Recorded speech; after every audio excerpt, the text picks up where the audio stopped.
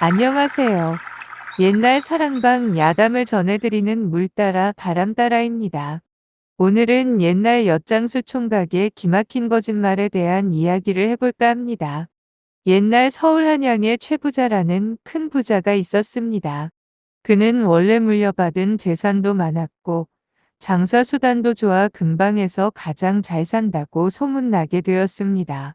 젊어서는 이런 일 저런 일 하면서 정신없이 살았는데 나이를 먹은 후에는 바쁜 일 하나 없이 한가하기만 했죠.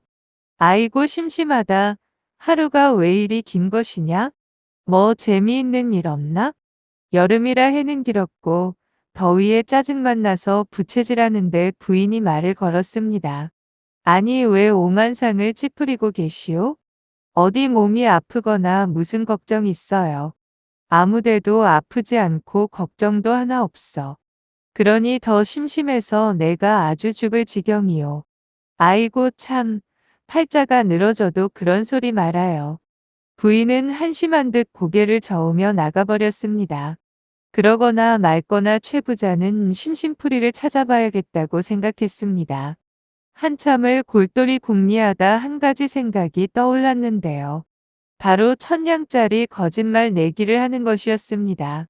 전국에서 거짓말 이야기를 잘하는 사람들을 불러 모으면 아주 재미있을 것 같았던 거죠.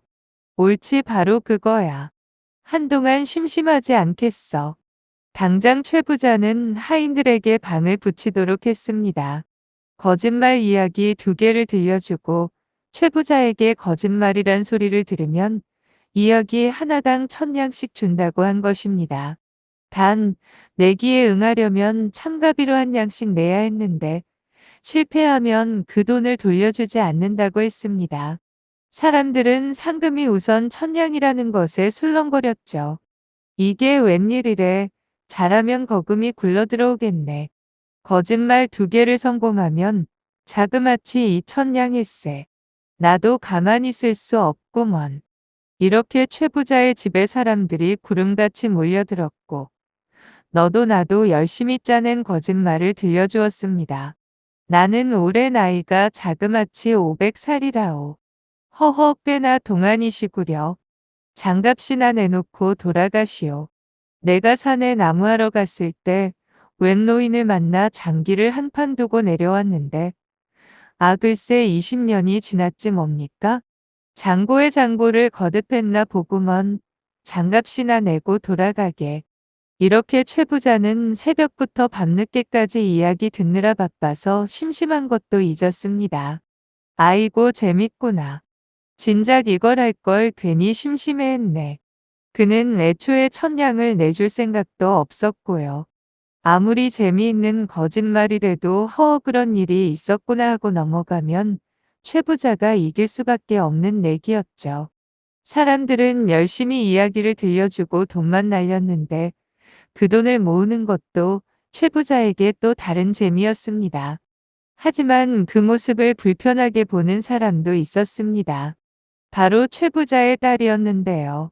돈만 날린 사람들은 그제야 최 부자의 놀잇감이었다는 것을 깨닫고 잔뜩 원망 섞인 말과 울음을 토하며 집을 떠났죠. 에이 속았어. 1000냥 줄 생각은 애초에 없었겠지. 괜히 아까운 돈만 날렸네. 에휴 정말 너무해. 그래서 아버지를 말려보기로 했습니다. 아버지 그만하시면 안 돼요. 없는 사람들에게 1냥은 큰 재산입니다. 그런 사람들을 놀잇감으로 삼는 모습이 좋아 보이지 않습니다. 뭐라, 네가 감히 아비의 일에 참견하겠다는 것이냐? 그게 소원이면 내 그리 해주마. 최 부자는 흥을 깨뜨리는 딸에게 화가 났습니다. 그래서 거짓말 잘하는 사람에게 상금도 주고 그를 사위로 삼겠다고 방을 고쳐 걸었습니다. 마침 거짓말 내기에 도전하는 사람이 많이 줄었기 때문이기도 했겠죠. 딸을 준다는 말에 다시 젊은 총각들의 지원 열기가 불붙었는데요. 서로 이웃에 사는 소금장수와 엿장수도 솔깃해졌습니다. 친구야, 이번엔 내가 한번 도전해볼까? 잘하면 돈도 벌고 최부자 딸에게 장가도 갈 수 있잖아. 그 아버지랑 달리 딸은 아주 착하고 예쁘다던데. 글쎄 지금까지 다들 돈만 날리고 나왔다는데 최 부자는 여우 같은 사람이야. 그를 이기려면 머리를 많이 써야 할걸. 내게 좋은 이야깃거리가 있네. 한번 두고 보라고. 신중한 엿장수와 달리 소금 장수는 자신만만하게 도전하겠다며 최 부자의 집을 찾아갔습니다. 어르신 제가 얘기를 한번 해보겠습니다. 오냐 한번 해보거라. 숙주나물을 아주 좋아하는 영감님이 있었는데요. 할머니가 노끈을 삶아 놓은 걸 그만 숙주나물인 줄 알고 드셨답니다.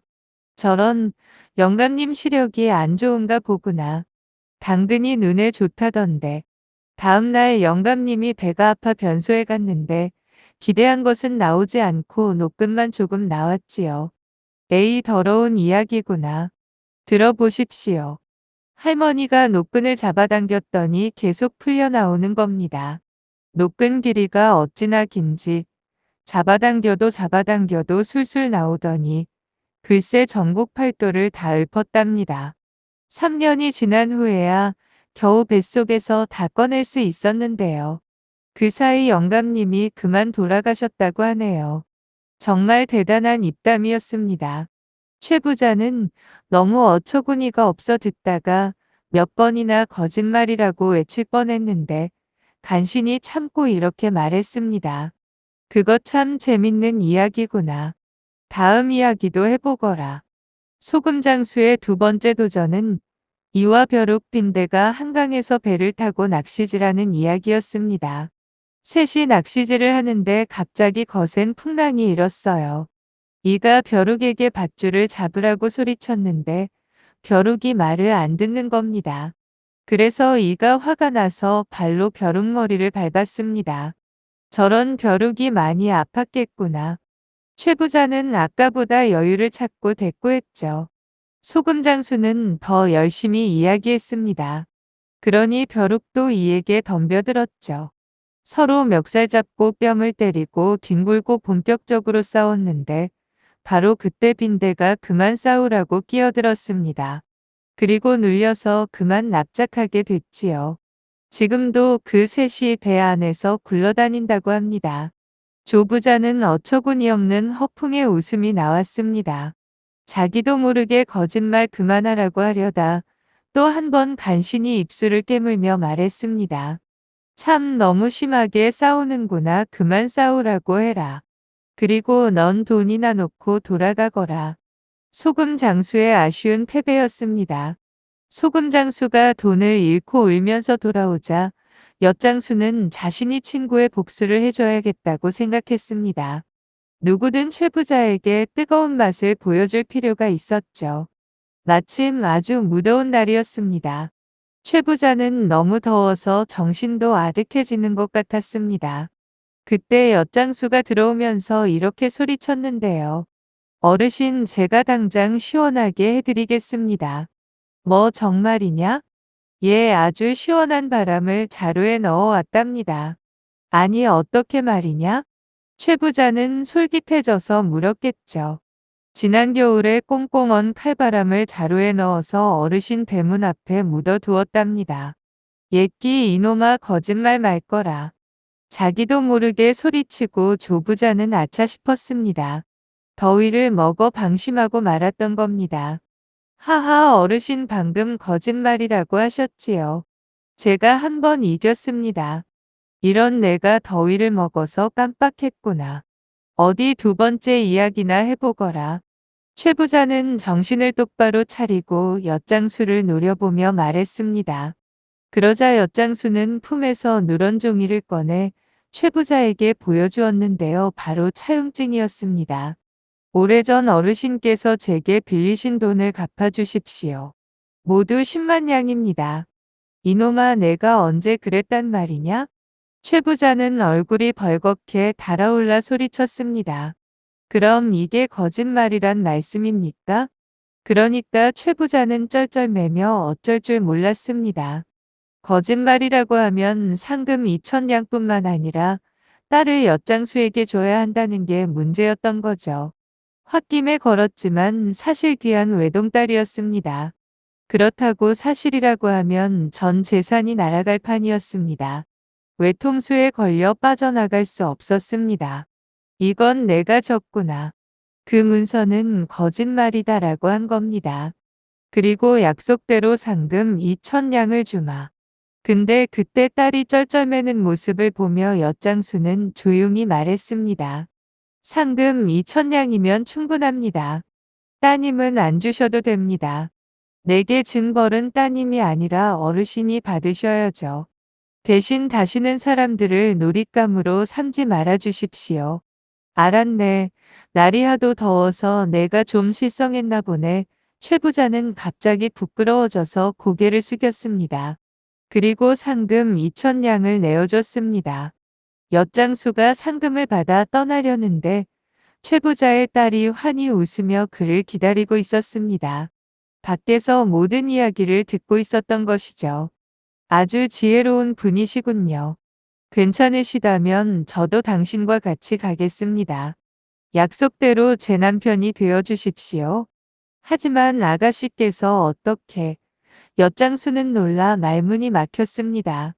소문보다 조부자의 딸이 더 아름다워서 얼굴만 붉혔고 용기에도 감탄을 한 거죠. 최부자의 딸과 엿장수는 혼인해서 행복하게 살았는데요. 또 크게 뉘우친 최부자는 참가비를 사람들에게 돌려주었고 다시는 심심풀이 노름을 하지 않았다고 합니다. 오늘은 엿장수 총각의 기막힌 거짓말로 상금 2,000냥과 부잣집 최영감의 딸과 혼인한 이야기에 대해 알아보았는데요. 거짓말도 잘하면 팔자 고치는 법이 있나 봐요. 끝까지 시청해 주셔서 감사하고요. 구독도 꼭 부탁합니다.